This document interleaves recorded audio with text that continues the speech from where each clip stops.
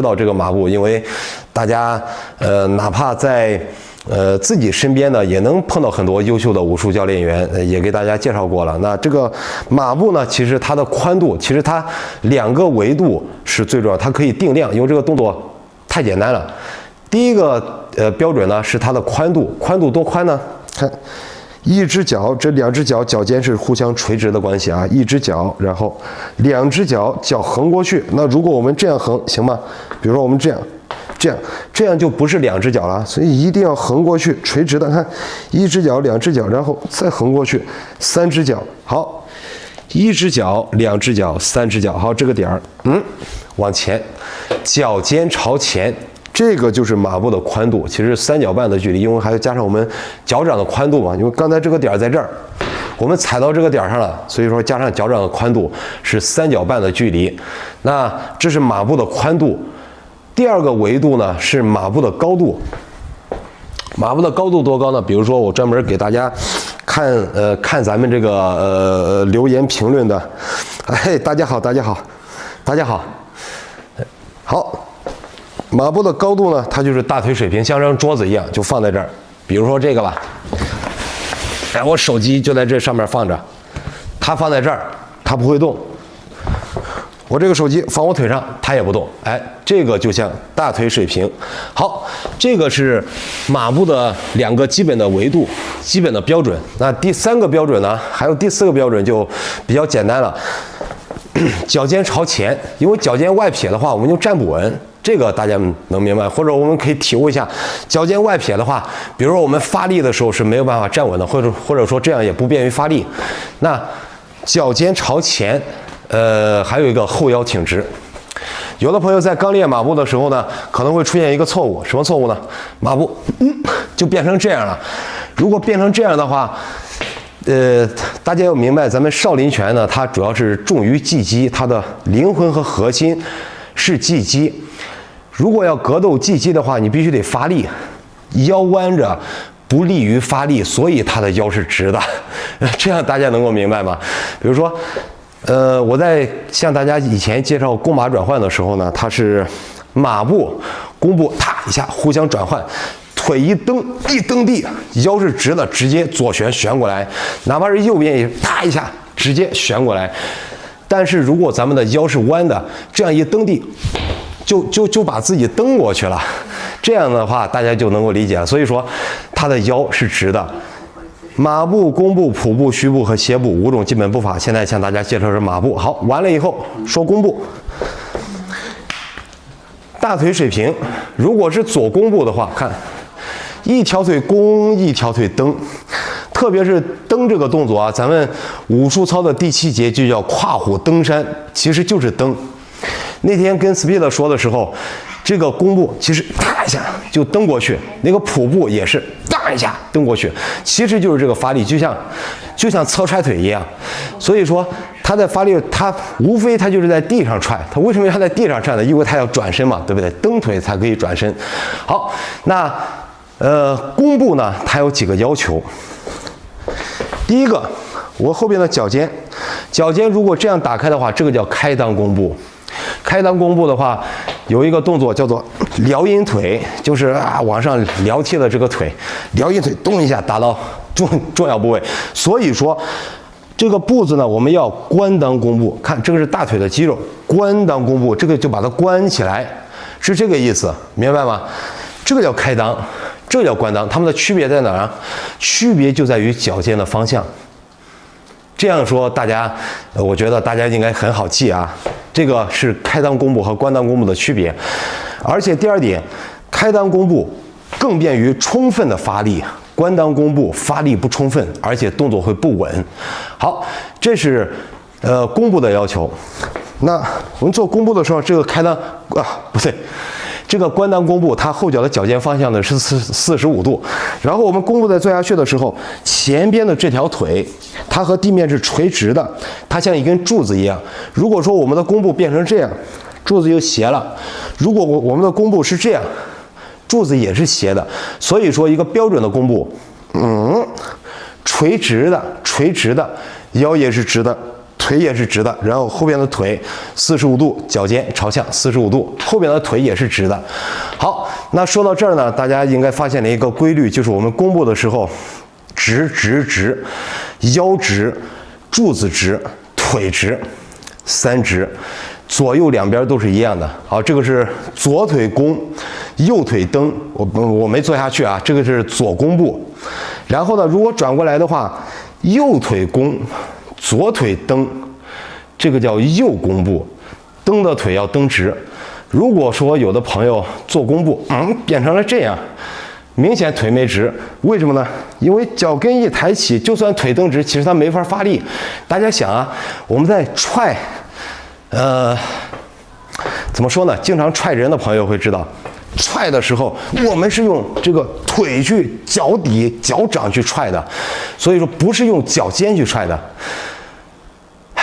我这样说不合适啊。这个大家在踹的时候呢，是用脚的这个脚掌的这个力量，哒一下踹出去，不是用脚尖，不是这样点出去的。所以说我们在蹬的时候呢，踏一下蹬过来，它是用脚，是整个脚踩下去，脚跟要踩下去，这样才能充分的发力。它其实也是为了后腿蹬直，也是为了充分的发力。好，现在说了俩了，一个是马步，一个是弓步，它们之间很重要的组合叫做弓马转换。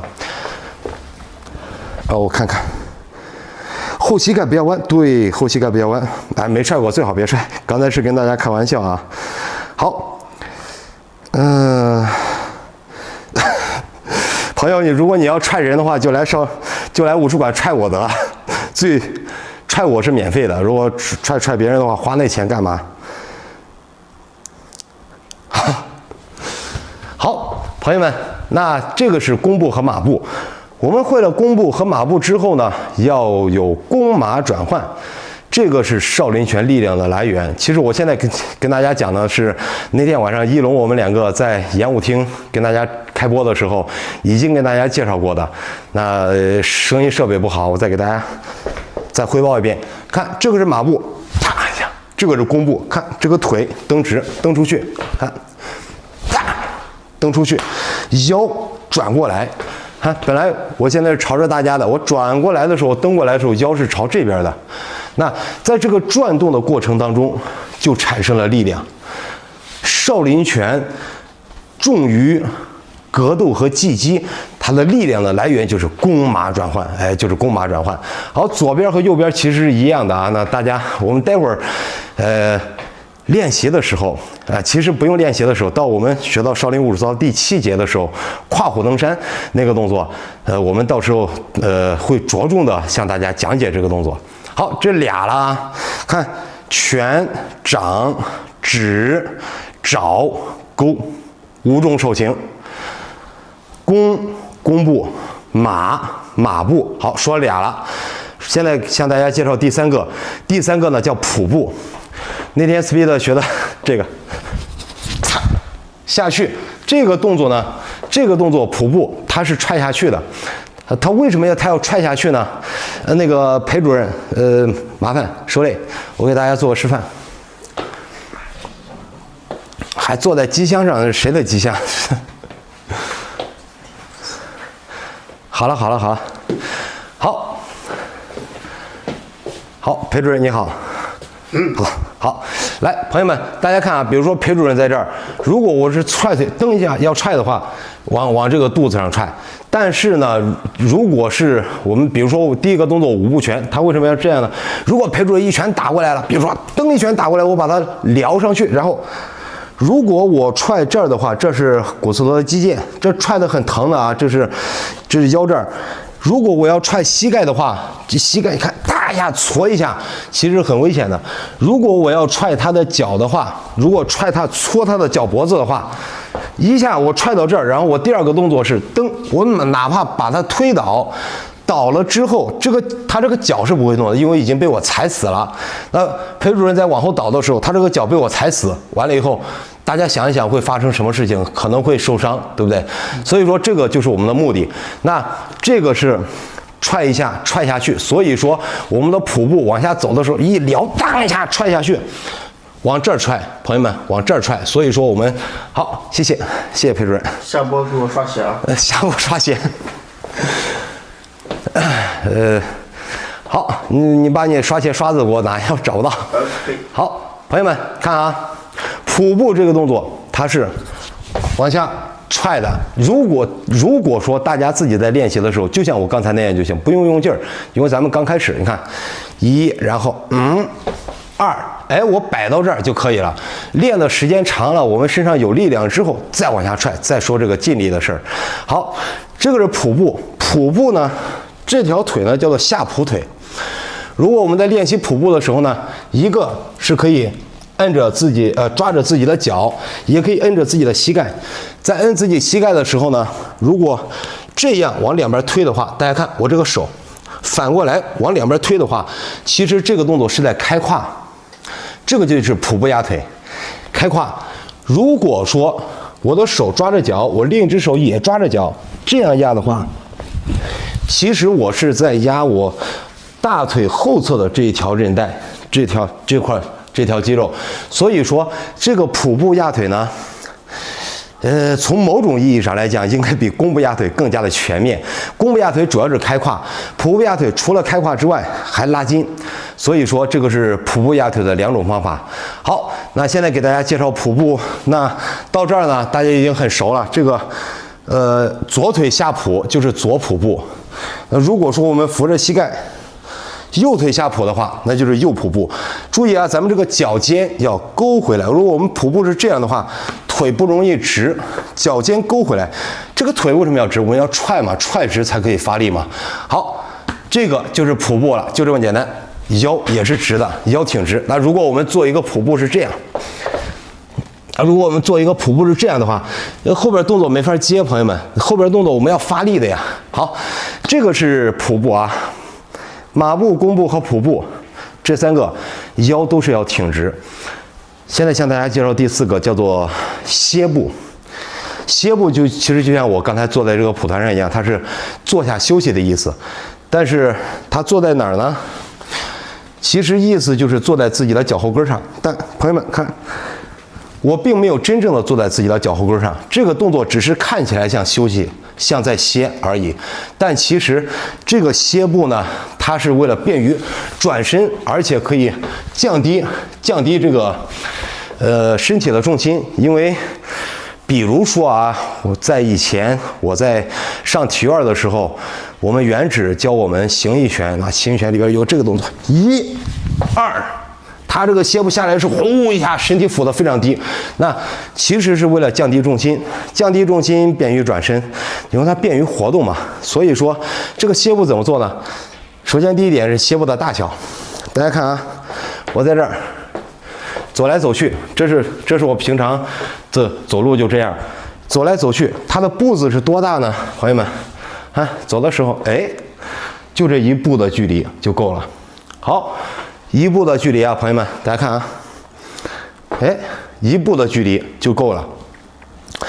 往下蹲的时候呢，看前面的这个脚尖，如果我是左脚的话，往小拇指的这个方向撇；如果右脚的话，也是往小拇指的方向撇。只有撇过去，你前面的脚尖撇过去，你这个瀑布才能坐得稳。要不然是这样的话，这样就算蹲下去，这个瀑布也是不稳。不稳可以干嘛？不稳它没法发力，明白吗，朋友们？所以说我们在往下做歇步的时候呢，前面的脚尖一拧，脚前掌为轴，拧过来，看拧过来，往下一蹲，啊，这个时候啪。这样就便于发力，而且呢，便于转身。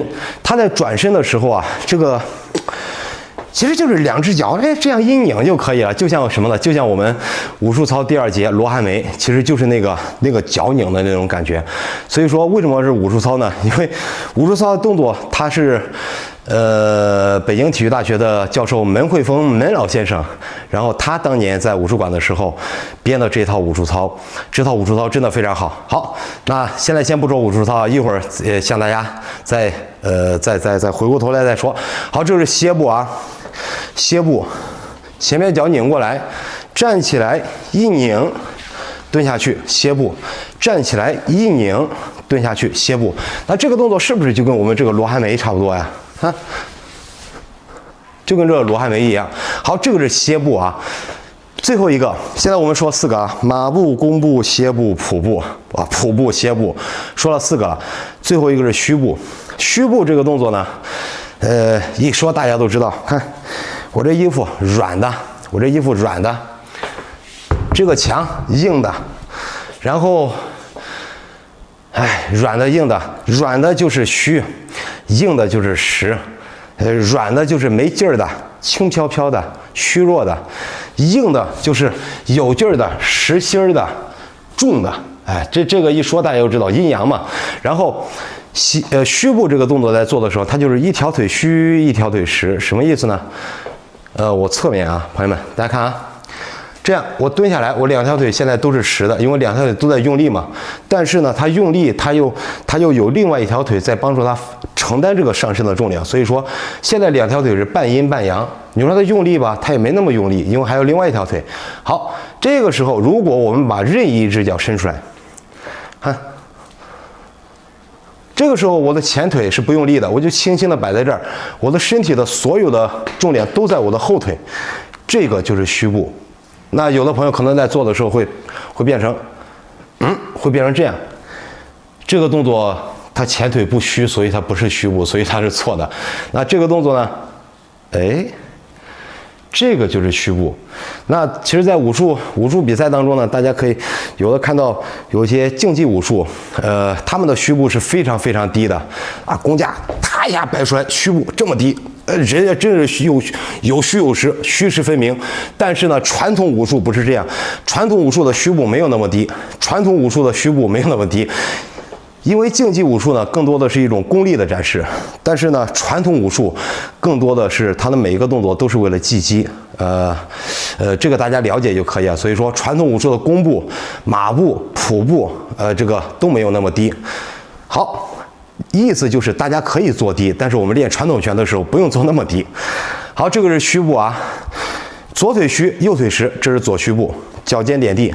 好，右腿实，左腿虚，这个是右虚步，左腿实，右腿虚，这是右虚步，脚尖点地，上面腰是直的，腰不能弯。我们继续做虚步最后一个动作，变成这样，这个属于是肩胯不合。那随后再跟大家说肩胯相合，外三合嘛。